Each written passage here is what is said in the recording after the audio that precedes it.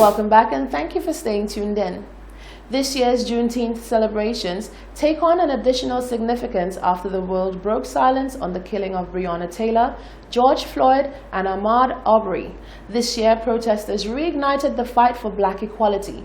Let's take a look at how 155 years of emancipation have led to the 2020 protests.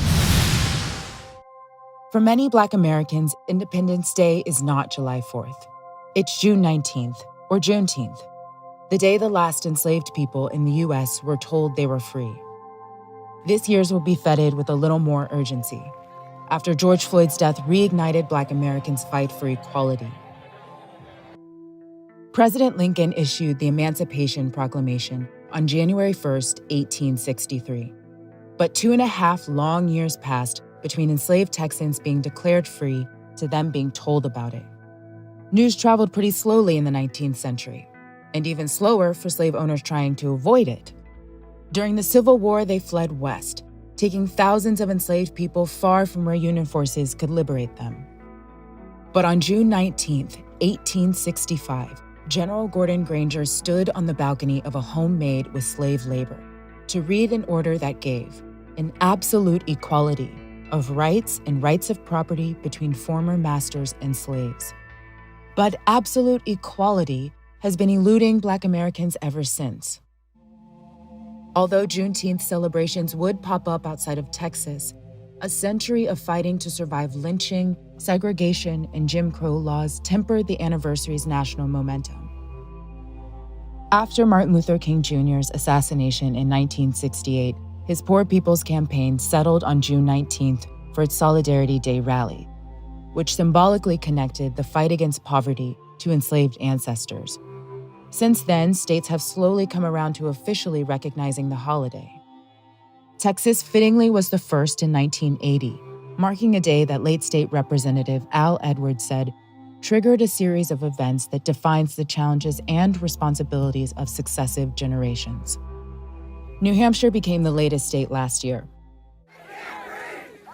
But this is still the country that killed Breonna Taylor, Rayshard Brooks, and George Floyd.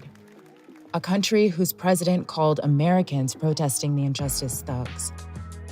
The distance from true equality may be what kept Black Americans from celebrating Juneteenth. But today, the journey toward closing that gap is exactly what makes it meaningful. This year, it comes as protesters demand that institutions who claim to protect Black Americans don't target them, that the companies who market to Black Americans, including ours, also hire them and pay them fairly, and that the system that's made Black Americans more vulnerable to COVID-19 and the economic crisis is broken. Over 150 years later, Juneteenth is still about how long absolute equality takes to arrive. Black Lives Matter. Black Lives Matter. Black Lives Matter. Deputy Chairman of the United Workers' Party, Nancy Charles, says a new medium needs to be found to engage the new age voters. She says the onus is on both parties to ensure that young people are roped into politics. She commented on the recent lambasting of persons and the involvement of their personal lives into the game of politics on social media, a practice she says must be stopped. Deputy Chairman of the United Workers' Party, Nancy Charles, has commented on what she deems nasty political games. Charles says she is very dissatisfied with the personal attacks of persons on social media rather than the debating of policy issues. She has called for the general citizenry to be more mature when it comes to political issues. Over the last couple of days on social media, I must admit it's been very, very, very nasty. Some of the comments and some of the words that are being used to describe people, some of the personal attacks, and unfortunately it's also happening with persons who should know better. Some talk show hosts and persons are calling people names and calling out people. I think it's very unfortunate that in terms of politics that we are not trying our best to stick to the political lines, to speak to the issues. It is all fair and good that we appreciate everybody has a preference for a political party and that everybody has a preference to defend the political organization. But for me, I would like to encourage St. Lucians that we need to stop the personal attacks on people and on their reputation. She says individuals need to learn that there are certain boundaries and guidelines governing all aspects of life and they need to be respected. Charles has also advised that more needs to be done by both political parties to entice youth and first-time voters. You need to find the medium or the best medium to be able to address those persons, because these people that you're speaking about, you will not find them coming to a town hall meeting. They will not come to a political rally or to a political organization's activity. However, they have questions, they are in the middle, and you need to reach them. And so you need to find the best medium where they're at, whether it be on social media, on Instagram, on Twitter, on WhatsApp, whether it be on a talk show on television, or whatever it is. You need to be able to determine where they are at and how do you reach them to answer the questions and their concerns. Having a town hall meeting may not necessarily be the right forum to meet them. What you need to do is to find out what is the right forum and how do you reach them. I think an experience coming out of COVID is that we've now learned to use a lot of the mediums on social media, the internet, and the various means of communication to be able to reach people. So perhaps coming out of that experience, all political parties, including the United Workers' Party, including the government, should look at what are some of the mediums that worked during COVID whilst we're in COVID. Charles indicated that in St. Lucia, both politicians and their supporters have not necessarily reached a level of maturity where individuals from both parties could be placed in the same room and have their ideas presented to the public and be questioned on their vision without it becoming personal. Reporting for Hot 7 News, I am Genevieve Gonzaga. As of June 18, 2020, the World Health Organization reported a total of 8,242,999 confirmed cases of COVID-19 globally, with 445,535 deaths. Within the region of the Americas, there was a total of 4,015,386 cases. Chief Medical Officer Dr. Sharon Belmar George gave an update of St. Lucia's statistics. As of June 18, 2020, the World Health Organization reported a total of 8,242,999 confirmed cases of COVID-19 globally, with 445,535 deaths. Within the region of the Americas, there was a total of 4,015,386 cases.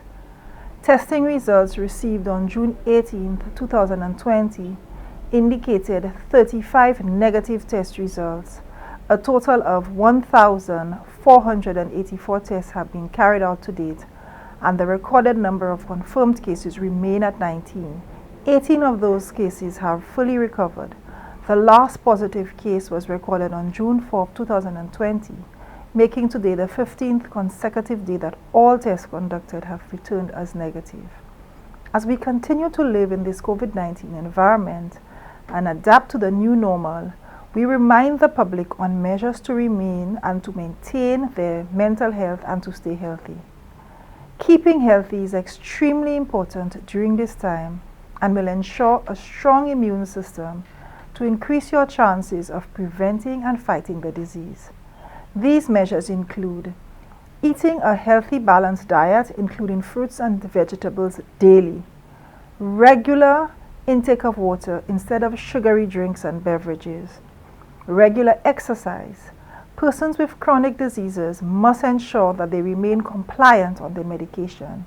Avoid alcohol abuse, avoid smoking as it leads to lung damage and further exacerbates respiratory illness. Avoid stress and develop stress management habits. Visit or call your healthcare provider if you have any health concerns. The mental health impact of COVID-19 has been well documented. It ranges from anxiety, depression, to suicidal ideation. All age groups are affected, as life changes have been drastic in many cases. The new reality of working from home, less social contact with family and friends, homeschooling for children, and being unemployed is actually a difficult time for most persons. Persons are encouraged to seek help at the National Mental Wellness Center, the 201 helpline, or from trusted family members and friends if needed. We advise that parents monitor and manage children who may be trying to cope as well. Also, Persons should try to provide support to family and friends who may not be managing well to the COVID-19 environment. The Ministry of Health and Wellness, we will continue providing you with regular updates on COVID-19. This is the Hot 7 Nightly News. When we come back, we'll have school sports and the latest weather update.